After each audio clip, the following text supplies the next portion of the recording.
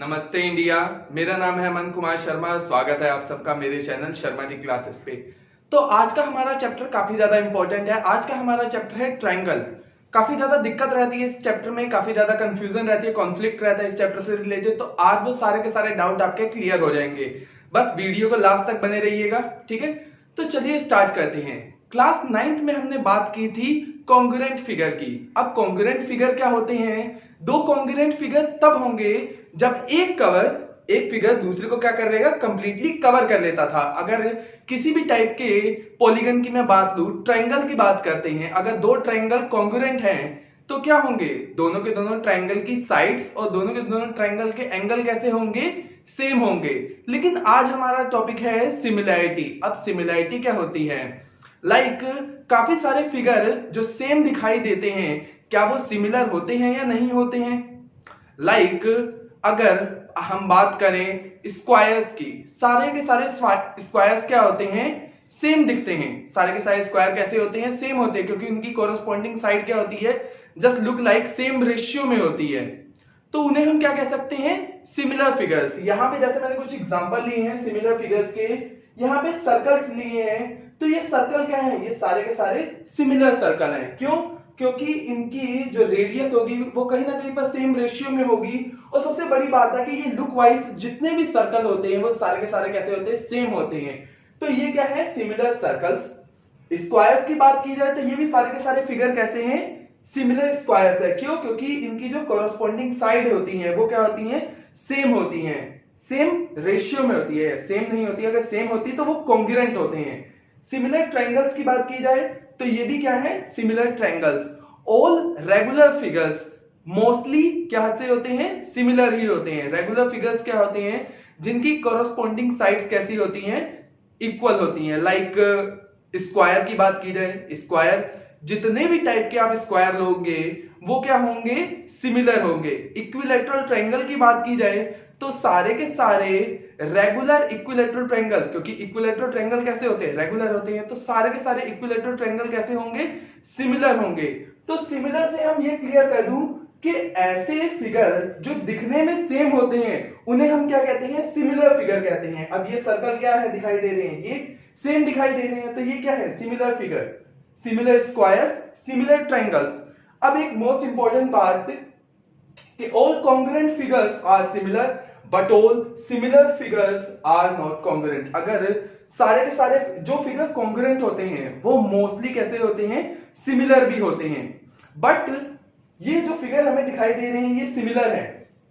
ये तीनों के तीनों ट्रायंगल, ये तीनों स्क्वायर, ये तीनों सर्कल कैसे हैं? सिमिलर हैं, लेकिन कॉन्ग्रुएंट नहीं है। क्यों? क्योंकि ये एक दूसरे को कंप्लीटली कवर नहीं कर पा रही है। लेकिन क्योंकि दिखने में सेम है इसलिए हमने कहा है कि ये कैसे फिगर है? एक सिमिलर फिगर है, ठीक है। तो ये सिमिलैरिटी का जो कॉन्सेप्ट था ये हमारा क्लियर हो गया कि सिमिलैरिटी है क्या, ठीक है। अब चलिए आगे।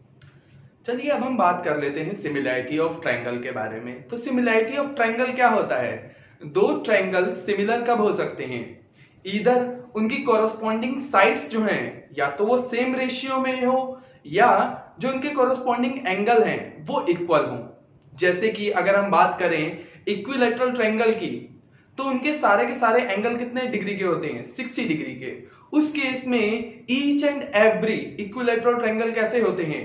सिमिलर होते हैं। तो थेल्स ने कहा था, थेल्स ने एक थ्योरम दी थी जिसके अकॉर्डिंगली अगर किसी ट्रायंगल की वन साइड के अपोजिट कोई पैरेलल लाइन ड्रॉ की जाए जो अनदर टू साइड्स को बाइसेक्ट करती है तो उन साइड्स का रेशियो जो होगा वो ऑलवेज कैसा रहेगा? सेम रहेगा। इसे हम थेल्स थ्योरम भी कहते हैं और बीपीटी थ्योरम भी कहते हैं। ये क्या कहती है? If a line is drawn parallel to one side of a triangle to intersect the other two sides in distinct point, the other two sides divide in same ratio. It means अगर एक triangle में किसी एक sides के opposite अगर आप कोई parallel line draw करते हो जो ट्रायंगल को दो डिस्टिंक्ट पॉइंट पे क्या करती है? इंटरसेक्ट करती है, कट करती है, तब जो साइड्स का रेशियो है वो कैसा रहेगा? सेम रहेगा। It means AD upon DB equals to AE upon EC। ऐसा रेशियो में ही रहेगा। ये थेल्स थ्योरम के भी नाम से जानी जाती है, बीपीटी के नाम से भी जानी जाती है। तो चलिए अब इसे जरा प्रूव करते हैं, ठीक है। तो गिवन क्या है? DE parallel to BC। एक लाइन है DE जो कि BC के पैरेलल है, और दूसरा हमें क्या कह रखा है, हमें प्रूव करना है कि AD अपॉन DB का रेशियो, AD अपॉन DB का रेशियो AE अपॉन EC के इक्वल है।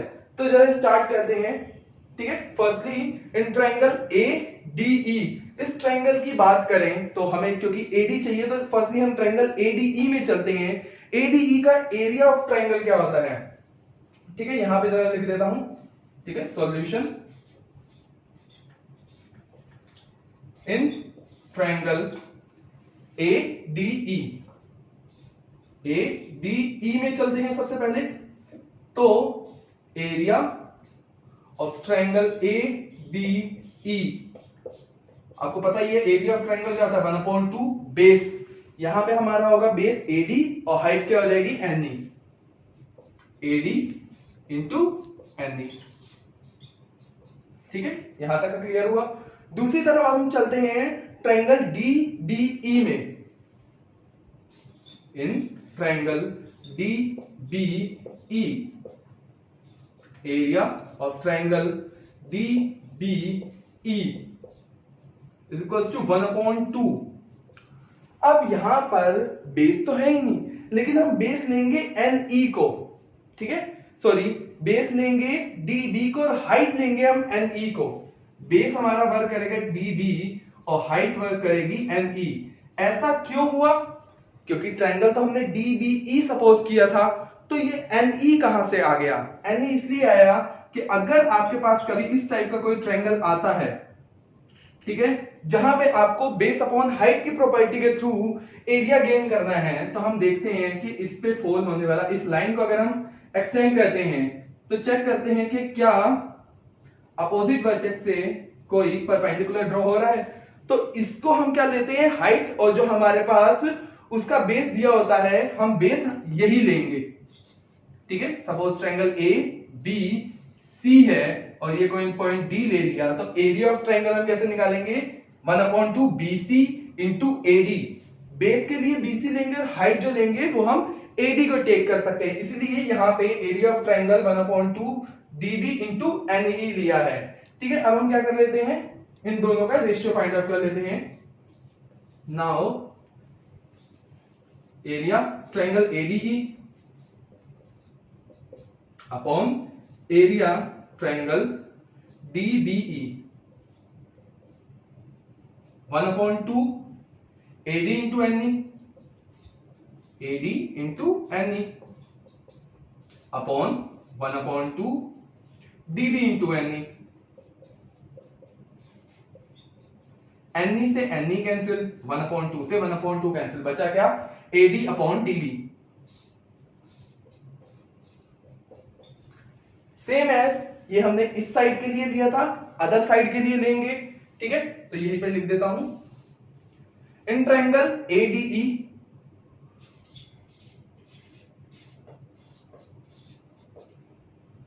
एरिया ऑफ ट्रायंगल ADE, अब हम बेस लेंगे AE को, तो हमारा हाइट क्या हो जाएगा, DM, ठीक है। सेम एज ट्रायंगल DEC में चलते हैं,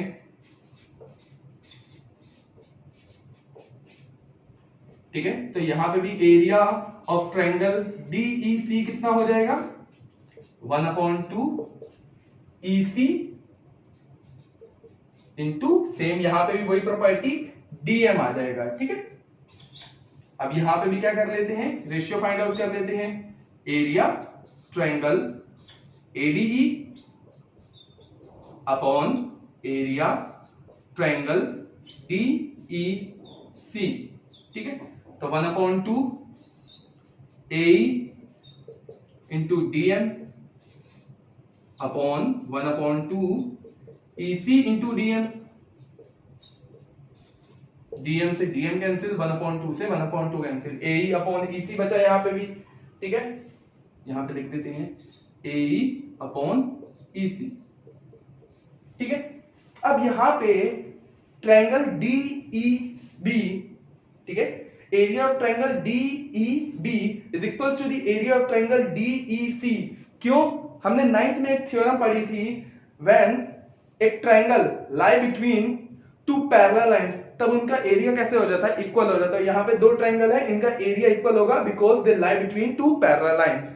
ठीक है, तो एरिया ऑफ ट्राइंगल DBE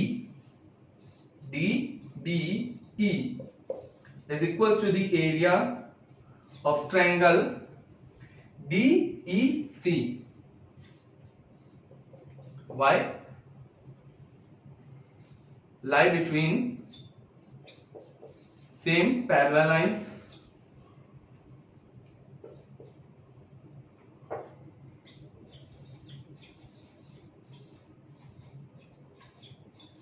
ठीक है, इसलिए इनका एरिया कैसा हो जाएगा, इक्वल हो जाएगा। अब इसे जरा नाम दे देते हैं इक्वेशन फर्स्ट, इसे नाम दे देते हैं इक्वेशन सेकंड। ठीक है, तो DBE और DEC इक्वल है, ऊपर ADE है, तो ठीक है, यहां से हमें क्या मिल जाता है, area triangle ADE upon area triangle DBE equals to area triangle ADE upon area of triangle DEC equal है। ठीक है, क्योंकि ADE तो सेम है, अगर आप डिवाइड कर भी देते हो तब भी वो सेम ही रहेगा। सो इससे हमें क्या मिलता है कि AD अपॉन DB का रेशियो इक्वल हो जाएगा AE अपॉन EC के। ठीक है, तो जो हमें प्रूव करना था वो हमने कर दिया, AD अपॉन DB का रेशियो AE अपॉन EC के इक्वल होता है। ठीक है, बीपीटी क्लियर हो गई पूरी। अब जरा कन्वर्स ऑफ बीपीटी की बात कर लेते हैं। कन्वर्स ऑफ बीपीटी कहती है कि अगर if a line divides any two sides of A triangle, अगर कोई लाइन जो है वो किसी ट्राइंगल की साइड को सेम रेशियो में डिवाइड कर रही है, तब वो लाइन बीसी के पैरेलल होगी। हमें कह रखा है कि हमने एक लाइन लाइट कर रही है DE, जिसने क्या किया है, AD और DB और AE और EC को सेम रेशियो में कट किया है, लेकिन हमने ये नहीं लिया कि DE इज ए पैरेलल। ठीक है, हमने क्या ले लिया, सॉल्यूशन में है। ठीक है, AD अपॉन DB, ठीक है, क्या कह दिया हमने, AD अपॉन DB जो कि हमें दे रखा है equals to AE upon EC, but DE is not parallel to BC, लेकिन DE BC के पैरेलल नहीं है। सो लेट हमने क्या कर लिया, एक लाइन लेट कर ली DE dash. So let DE dash is parallel to BC। ठीक है, हमने लेट कर लिया कि एक लाइन DE डैश होगी जो BC के पैरेलल होगी। अगर ऐसा है तो AD और DB का रेशियो, AD अपॉन DB का रेशियो इक्वल हो जाता है AE dash upon E dash EC के। AE dash upon E dash C के इक्वल हो जाता है। ऐसा क्यों हो जाता है, क्योंकि अभी हमने बीपीटी थ्योरम पढ़ी थी उसके थ्रू। ठीक है, बाय बीपीटी। ठीक है, या फिर आप थेल्स थ्योरम भी लिख सकते हो, या फिर पूरी थ्योरम जो हमने लिखी थी वो भी लिख सकते हो, बट वो काफी लेंथी पड़ जाएगा, इसलिए मैंने शॉर्ट में सिर्फ बीपीटी लिख दिया है। तो ये इक्वेशन फर्स्ट है, ये इक्वेशन सेकंड है। AD upon DB, AD upon DB, इसे फर्स्ट कह देते हैं, इसे second. From first and second, first and second से फिर हमें क्या मिल जाएगा, ये भी AD अपॉन DB है, ये भी AD अपॉन DB, तो क्या हो जाएगा, AE upon EC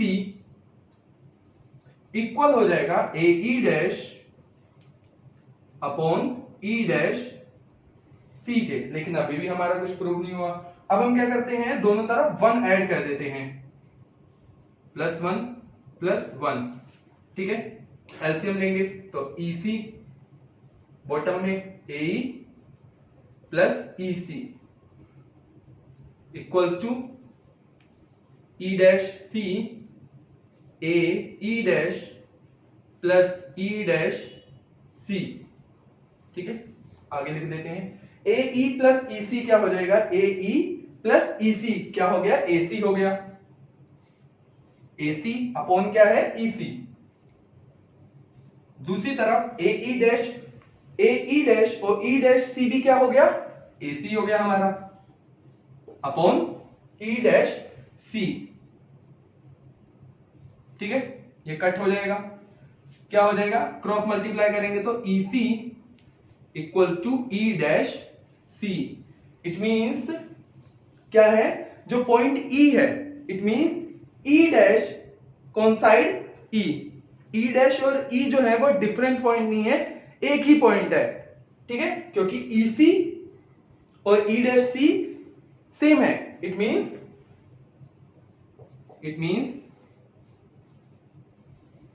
E and E dash coincide. It means अलग अलग पॉइंट नहीं है, सेम ही पॉइंट है। उस कंडीशन में जो हमारी DE है, ठीक है, वो क्या हो जाएगी, BC के पैरेलल हो जाएगी, क्योंकि हमने लेट किया था DE डैश पैरेलल है, लेकिन DE डैश और DE दोनों सेम ही है, तो DE डैश अगर BC के पैरेलल है तो DE भी क्या होगी, BC के पैरेलल ही होगी। तो ये हो गई हमारी कन्वर्स ऑफ थेल्स थ्योरम, या फिर इसे कन्वर्स ऑफ बीपीटी भी कह सकते हैं। ठीक है, ये भी क्लियर हो गया होगा। चलिए, अब हमने बीपीटी और कन्वर्स ऑफ बीपीटी दो थ्योरम क्लियर की हैं, तो इसके बेस पे क्वेश्चन होना चाहिए बिल्कुल। ठीक है, तो यहाँ पे क्वेश्चन रिटर्न है, ठीक है, कि हमें क्या दे रखा है, LM and CB, LM and CB a parallel and LN and CD, LN और CD are also parallel। तो हमें प्रूफ क्या करना है कि AM अपॉन AB और AN अपॉन AD का जो रेशियो है वो कैसा होगा, सेम होगा। तो फर्स्टली चलिए स्टार्ट करते हैं, क्योंकि फर्स्टली हमें दे रखा है कि LN parallel to CD, LN parallel to CD given दे रखी है ये चीज।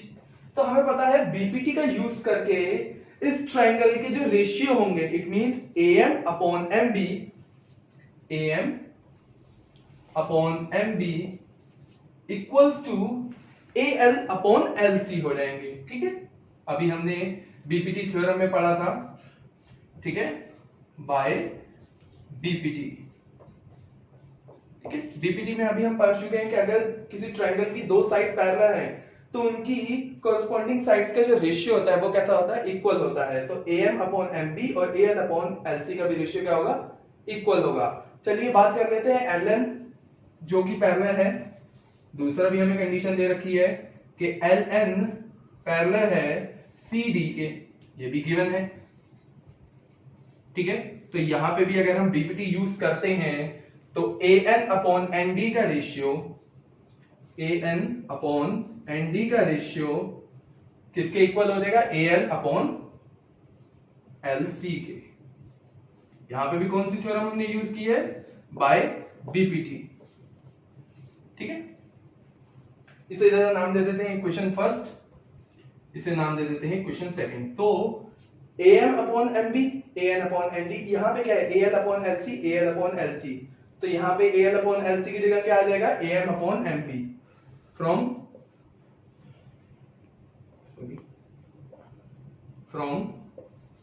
Equation first and second.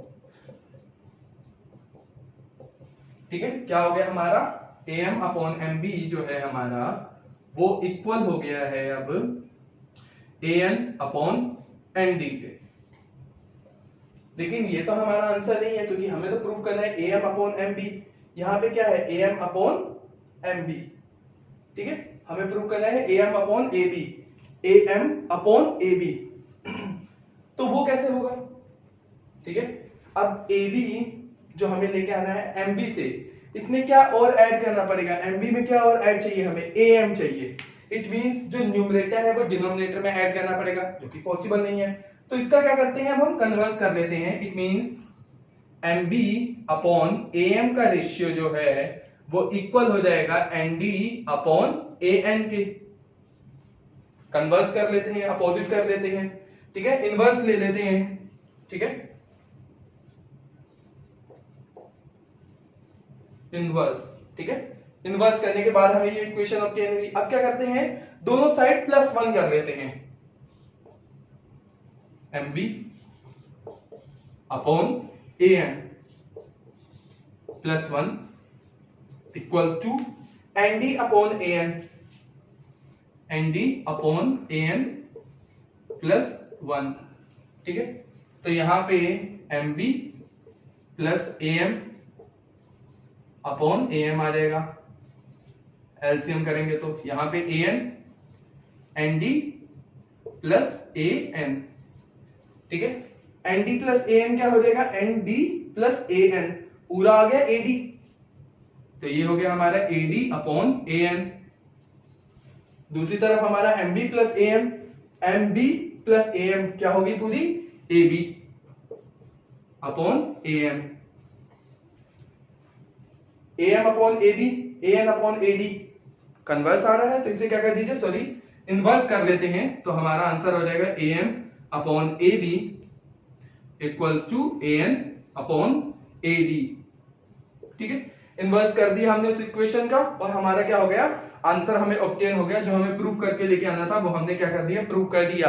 लेकिन बेसिक क्या रहा इस क्वेश्चन को सोल्व करते समय, हमारा बेसिक रहा बीपीटी थ्योरम, जो अभी हमने प्रूव की थी, उसके बेस पे ही हमने इस क्वेश्चन को क्या कर पाए हैं, सोल्व कर पाए हैं। तो ये आपका क्लियर हो गया होगा। ठीक है, अब ट्रायंगल सिमिलैरिटी के लिए नेसेसरी कंडीशन क्या है, अगर हम बात करें तो ट्रायंगल की, ठीक है, we know that two triangles are similar if their corresponding angles are equal. It means अगर ये दो ट्रायंगल हमने लिए हैं, अगर एंगल AD के, BE के और CF के इक्वल है, तब हम कह सकते हैं कि वो ट्रायंगल कैसा है, सिमिलर होगा। बट सेकंड कंडीशन भी है, their corresponding angles are equal, their corresponding sides are in same ratio. It means second condition हमारी ये है कि फर्स्ट कंडीशन है या तो उनके कोरस्पॉन्डिंग एंगल इक्वल होने चाहिए, सेकंड कंडीशन है या तो उनकी कोरस्पॉन्डिंग साइड्स जो हैं वो इक्वल रेशियो में होनी चाहिए। तो क्या इसके अलावा, अगर इक्वालिटी रिलेशन के अलावा अगर हमारे पास कोई और प्रॉपर्टी नहीं है, तो क्या हम उसे प्रूव नहीं कर सकते? बिल्कुल कर सकते हैं। क्लास 9th में हमने काफी ऐसी प्रॉपर्टीज पढ़ी थी, क्राइटेरियाज पढ़े थे, side angle, side angle, side angle. तो उस क्राइटेरिया का यूज हम क्या यहां पे भी कर सकते हैं या नहीं कर सकते हैं? चलिए उसी पे थोड़ा डिस्कस करते हैं। ठीक है, तो अभी उसी क्राइटेरिया में से एक क्राइटेरिया की बात कर लेते हैं। फर्स्ट क्राइटेरिया क्या है, if in two triangle corresponding angles are equal, then their corresponding sides in the same ratio and hence two triangles are equal, sorry two triangles are similar। ठीक है, ठीक है, तो हमें दे रखा है in two triangle corresponding angles are equal। अगर हमने दो ट्रायंगल ले लिए हैं ABC और DEF, ठीक है, तो A D के इक्वल है, B E के और C F के इक्वल है। कोरस्पॉन्डिंग एंगल क्या है, इक्वल है। अब हमने क्या किया, हमें प्रूव क्या करना है कि इनकी कोरस्पॉन्डिंग साइड्स का जो रेशियो होगा वो भी कैसा होगा, इक्वल होगा। उसके लिए हमें क्या करना पड़ेगा कि हमने यहाँ पे एक ट्रायंगल कट कर लिया है जिसमें क्या है, DP जो है वो A की वैल्यू है। कट हमने ट्रायंगल AEF में से, ठीक है, फिगर कट किया है ABC, जिसमें DP जो है, DP इक्वल है AB के एंड DQ इक्वल है हमारा AC के। ठीक है, उस कंडीशन में, ठीक है, क्या क्या है, चलिए अब ट्रायंगल ABC और DPQ में चलते हैं। इन triangle ABC and triangle DPQ। ठीक है, क्योंकि दो साइड तो हमें दे ही रखी है कि DP जो है वो AB के इक्वल है। ठीक है, बाय कंस्ट्रक्शन लिख सकते हैं यहां पे, बाय कंस्ट्रक्शन जो भी हम कंस्ट्रक्शन करेंगे, ठीक है, कंस्ट्रक्शन किया है हमने, सॉरी, उसमें हमने क्या देखा है कि DP AB के इक्वल कट की थी हमने, और AC जो है वो DQ के इक्वल कट की थी। और सिमिलैरिटी से हमें दे रखा है कि एंगल A और D क्या है, इक्वल है। Angle A equals to angle D, ये हमें क्या दे रखा है, गिवन है।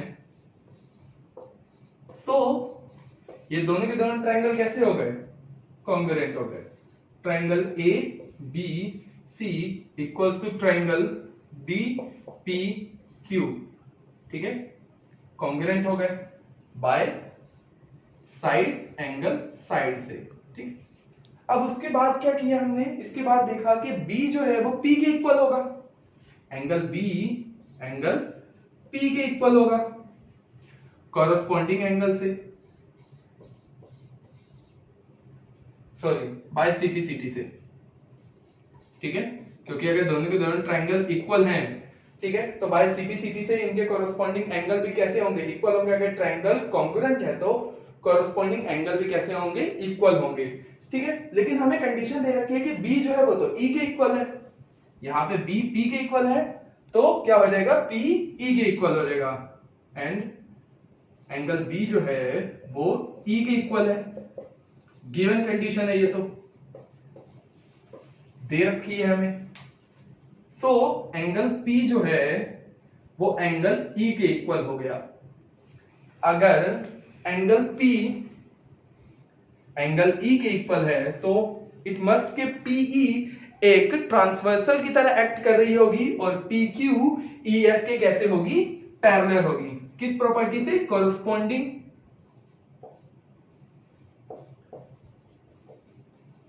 अगर प्रॉपर्टी से हम काउंट करें तो क्या होगा, पी क्यू जो होगी हमारी वो पैरेलल हो जाएगी ई एफ के, ठीक है। कॉरस्पॉन्डिंग प्रॉपर्टी से हमने देखा कि पी क्यू जो है वो हमारी ई एफ के कैसी हो चुकी है, पैरेलल हो चुकी है। तो बीपीटी थ्योरम से हम क्या कह सकते हैं, डीपी अपॉन पीई का रेशियो, डीपी अपॉन पीई का ratio DQ upon Q F के कैसे होगा, इक्वल होगा बाय बीपीटी, ठीक है। यहां तक का क्लियर हो गया। अब इसके बाद क्या करते हैं, हम जरा इनका इनवर्स लेते हैं, ठीक है।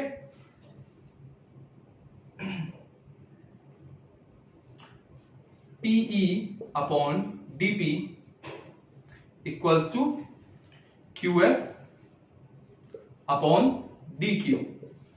उसके बाद जरा हम +1 दोनों साइड ऐड कर देंगे, ठीक है। ऐसे में क्या हो जाएगा, डीपी डिनोमिनेटर ही है और पीई प्लस डीपी हो जाएगा इक्वल्स टू डीक्यू डिनोमिनेटर में ही रहेगा और क्यूएफ प्लस डीक्यू हो जाएगा हमारा। यहाँ पे क्या आ गया, PE plus DP, PE plus DP आ गई हमारी पूरी डीई और डीपी। इधर हमारा हो जाएगा QF plus DQ, QF plus DQ पूरा आ गया हमारी डीएफ अपॉन डीक्यू। डीक्यू जो है वो एसी के इक्वल है, ठीक है। यहां पे डीई अपॉन डीपी की वैल्यू एबी के इक्वल है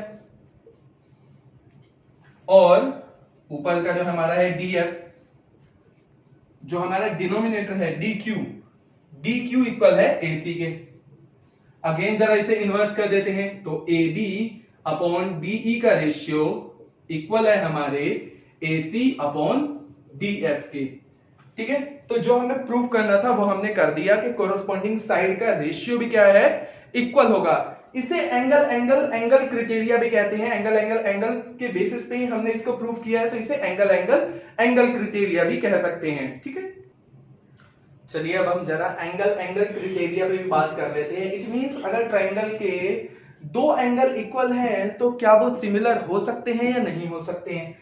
इन ट्रायंगल, ये दो ट्रायंगल मैंने दे रखे हैं, इन triangle ABC and triangle PQR, ठीक है। हमें दे रखा है कि एंगल बी जो है, ठीक है, वो एंगल क्यू के इक्वल है एंड जो एंगल सी है वो आर के इक्वल है, ठीक है। ट्रायंगल के दो एंगल क्या है, इक्वल दे रखे हैं, ठीक है। तो हमें पता है कि तीनों एंगल का सम कितना होता है, 180। Angle A plus angle B plus angle C equals to 180, ठीक है। यहां पे बस in triangle ABC, now in triangle PQR same as angle P plus angle Q plus angle R equals to 180 degree, इसे हम इक्वेशन फर्स्ट, इसे equation second कह देते हैं। फ्रॉम फर्स्ट एंड सेकंड दोनों क्या हो जाएंगी, from first and second angle A B C का सम जो है वो angle P angle Q plus angle R के सम के इक्वल आ जाएगा। हमें ऊपर दे रखा है कि एंगल बी क्यू के इक्वल है, तो एंगल बी की जगह क्या रख देते हैं, एंगल क्यू, और एंगल सी आर के इक्वल है, तो एंगल सी की जगह क्या रख देते हैं, आर। ठीक है, angle A angle P plus angle Q plus angle R. Q Q cancel हो गया, आर आर कैंसल हो गया, बचा क्या, angle A equals to angle P. It means angle angle criteria भी हम फॉलो कर सकते हैं कि अगर किसी ट्रायंगल के दो एंगल इक्वल हैं तो नेसेसरी है कि थर्ड एंगल भी इक्वल ही होगा। उस कंडीशन में अगर हम वहां पे सिर्फ एंगल एंगल क्राइटेरिया का ही यूज करके दो ट्रायंगल को सिमिलर कह देते हैं तो वो भी जो थ्योरम होगी, क्राइटेरिया होगा, वो भी बिल्कुल सही होगी, जो हमने अभी प्रूव भी कर दी है। ठीक है, चलिए अब जरा इस टाइप का एक क्वेश्चन भी सॉल्व करके देख लेते हैं जो हमारे क्राइटेरिया पे ही बेस्ड है। यहाँ पे हमें दो ट्रायंगल दे रखे हैं और कह रखा है कि एंगल P की वैल्यू हमें फाइंड आउट करनी है। तो पहले हमें प्रूव करना पड़ेगा कि ये सिमिलर है या नहीं है, ये चेक करना पड़ेगा।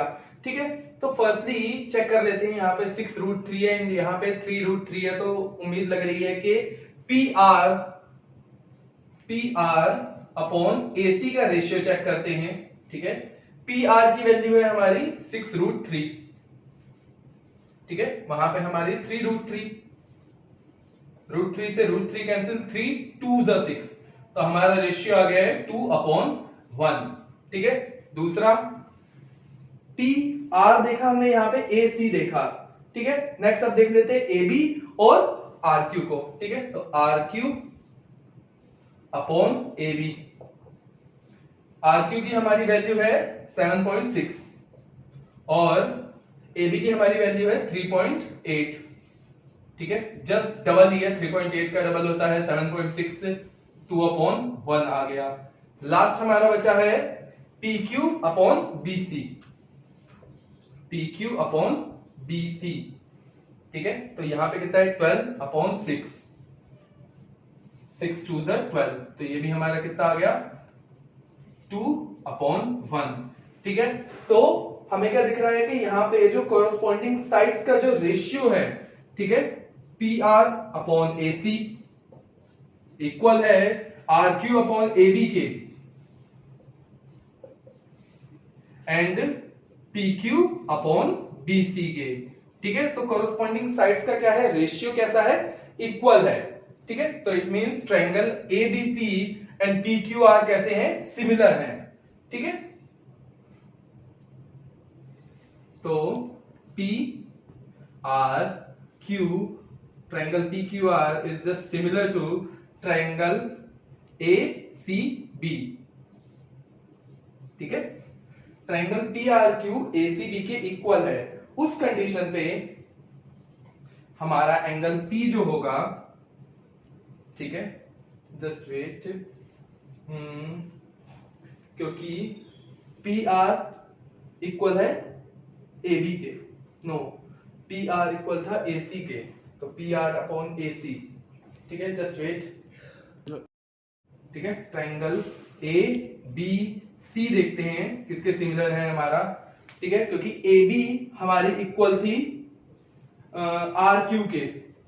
ठीक है, तो ट्रायंगल RQ और लास्ट हमारी BC इक्वल थी QP के, तो RQP। ठीक है, तो ट्रायंगल ABC इक्वल है ट्रायंगल RQP के। उस कंडीशन पे हमारा एंगल A इक्वल हो जाएगा एंगल R के, एंगल B इक्वल हो जाएगा एंगल Q के, और एंगल C इक्वल होना चाहिए एंगल P के।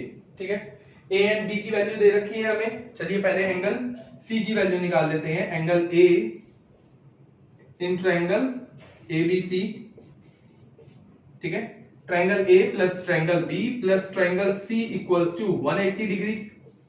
ठीक है, तो ट्रायंगल A की वैल्यू दे रखी है हमें 80 डिग्री बी की वैल्यू दे रखी है 60 डिग्री, सी की वैल्यू गेन करनी है हमें, ठीक है। Angle C equals to 80 plus 60 140 हो गया हमारा, माइनस 140।